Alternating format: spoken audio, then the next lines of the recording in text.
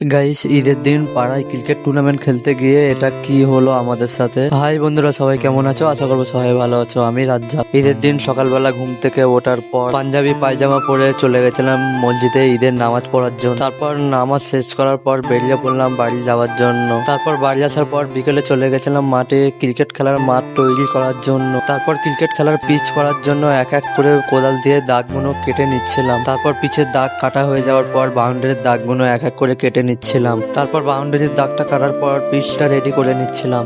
তারপর মাঠে লাইট লাগানোর জন্য ভাই বন্ধুরা সবাই এক এক করে বাসগুলো বয়ে নিয়ে যাচ্ছিলাম। তারপর মাঠ রেডি করার পর দেখছি যে কি জোরে জোরে পানি হচ্ছে, মনে হচ্ছিল যে আর খেলা হবে না। তারপর পানি থামার পর সব ভাই বন্ধুরা আলোচনা করছিল যে খেলা হবে কিনা। তারপর আলোচনা করার পর সবাই বলছে যে খেলা হবে। তারপর টসে চলে গেছিলাম, আমাদের ছিল ফার্স্ট খেলা।